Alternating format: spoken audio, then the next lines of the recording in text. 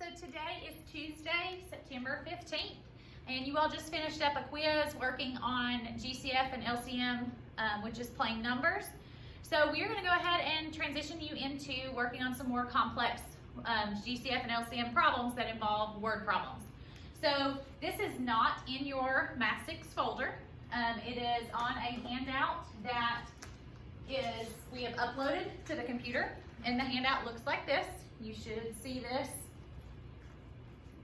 Okay, so you'll be able to see that in a couple, I think it's in number 4 on your instructions document today, okay? And it'll also be in there tomorrow. Okay, we're gonna do some work with it tomorrow as well. So today I wanna go over with you 2 word problems, 2 examples, and then that's all you'll have to do today. There will be no independent work today. So you know how to do greatest common factor and least common multiple. Okay, now we're gonna transition into word problems. So the hardest part about the word problems is just figuring out which one do they want me to do. Do they want me to solve greatest common factor, or do they want me to solve least common multiple? And there's a real easy way to tell that. So once you get used to how they do this, it's fairly simple. Okay, so I'm on problem number 1 on your handout. Okay, and it says Joanne is campaigning for class president and plans to distribute some materials. She wants to distribute 20 flyers and 16 buttons. And she wants each classroom to receive an identical set of campaign materials. And you can't have any materials left over, so we have to use them all. What is the greatest number of classrooms Joanne can distribute materials to? Okay, so we're looking for a keyword, something that tells us whether I need to solve greatest common factor or least common multiple. Well, I see this word greatest. Okay, so if you're trying to solve GCF, you're going to see words like greatest, maximum, most, things that mean the biggest. Okay, so in this problem I see greatest. That means I'm solving for greatest common factor. Okay, so I simply take my numbers, 20 flyers and 16 buttons.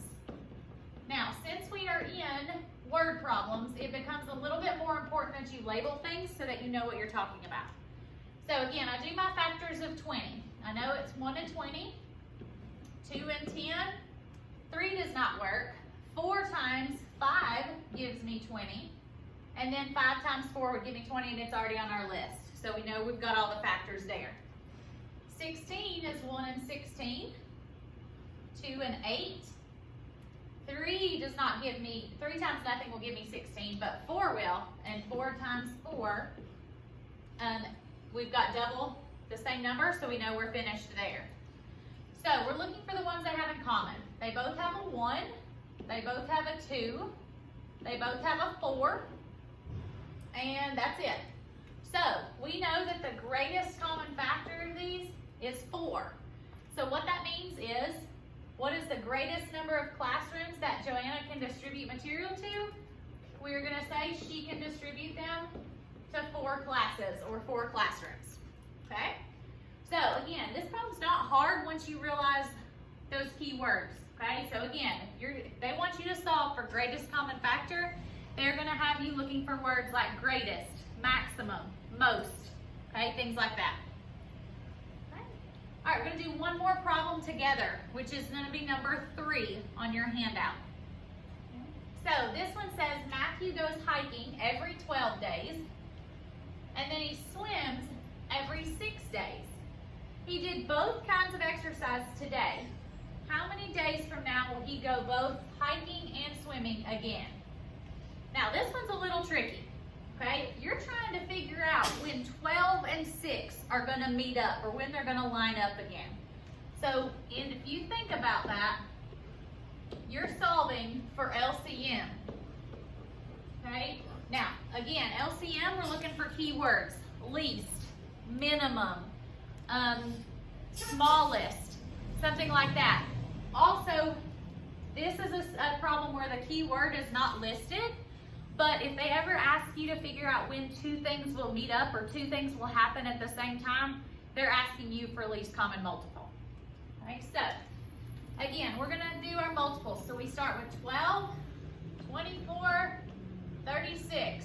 Now I'm just going to go ahead and stop there and do my 6 So 6, 12, and I can stop because I've already found it.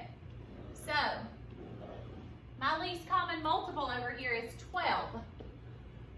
So when I think about it again, I go back to the context of my problem here. This was when we were hiking. This was when he was swimming. And you were trying to figure out how many days from now will it line up again.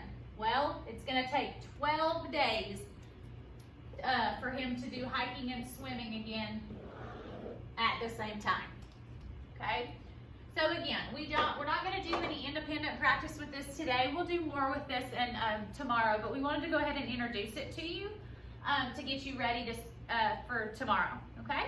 So we hope you have a good afternoon. There is no assignment for tonight. Once you did your quiz today and you watch these couple videos, you do not have any homework to do today. Okay? So we hope you have a good afternoon, and we'll see you tomorrow.